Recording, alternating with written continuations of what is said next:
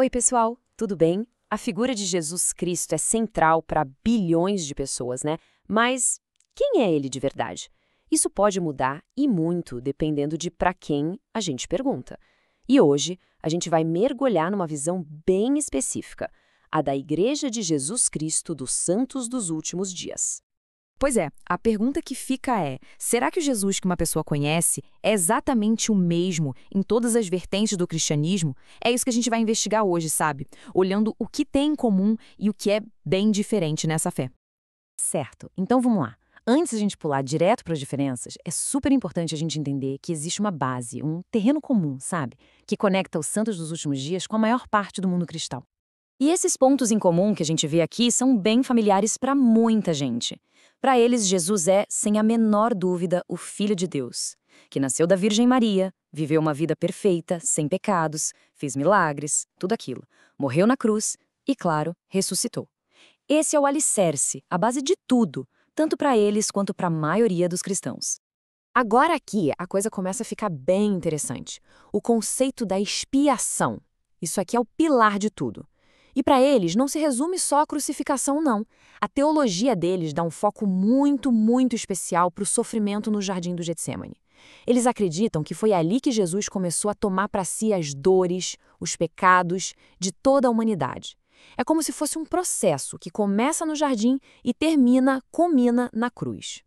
E é justamente a partir dessa base compartilhada que começam a surgir as diferenças, as distinções teológicas que tornam essa fé tão única. Olha só, aqui está a primeira grande diferença, a natureza da divindade. No cristianismo mais tradicional, a gente ouve falar da Santíssima Trindade, né? 3 pessoas numa única substância divina. Já na crença dos santos dos últimos dias, a visão é outra. Eles acreditam em 3 seres, digamos, separados, distintos: Deus, o Pai, Jesus Cristo, o Filho, e o Espírito Santo. Eles não são um em substância, mas são perfeitamente unidos em propósito e em poder. A união é de vontade, não de essência. E essa diferença não para por aí, ela vai mais fundo. Para eles, Deus Pai não é só um espírito sem forma, sabe? A crença é de que ele tem um corpo físico, de carne e ossos, um corpo glorificado, perfeito. E Jesus, depois que ressuscitou, também tem. Isso é uma virada de chave bem grande em relação à ideia mais tradicional de um Deus que é puramente espírito. Então, o ponto central aqui, o que amarra tudo isso, é que essa relação de família é vista de um jeito literal.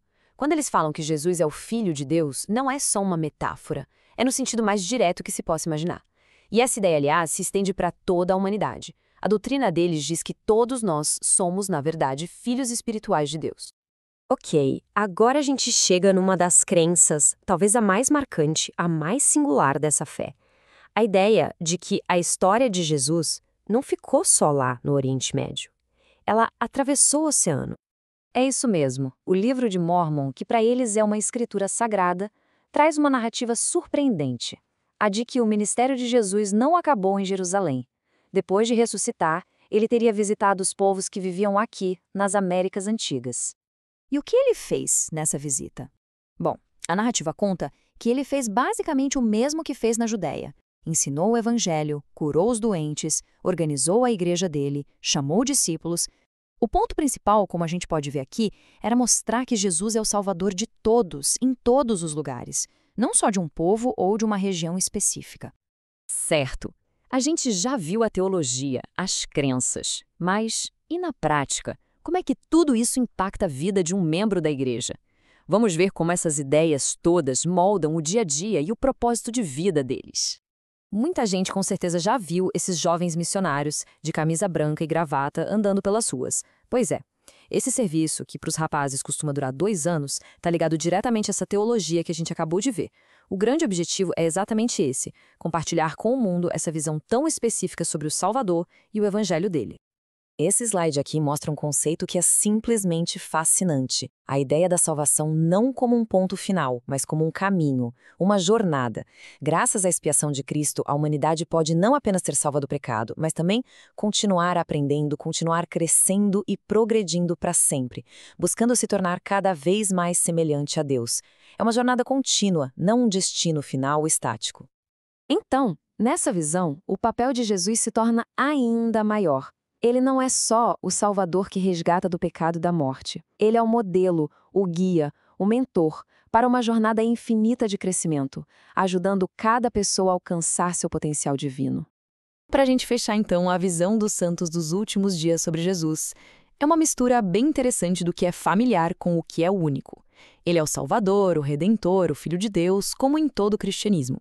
Mas, ao mesmo tempo, ele é um ser físico, separado do Pai, cuja missão incluiu as Américas e cujo sacrifício abre as portas para um crescimento que não tem fim. E a gente termina com uma reflexão. Independentemente da nossa própria crença, é impressionante parar para pensar como uma única figura histórica pode inspirar interpretações tão ricas, tão diversas e tão profundas pelo mundo todo, não é? O que será que isso diz sobre a fé, sobre a cultura e sobre essa busca que todos nós temos por um significado maior?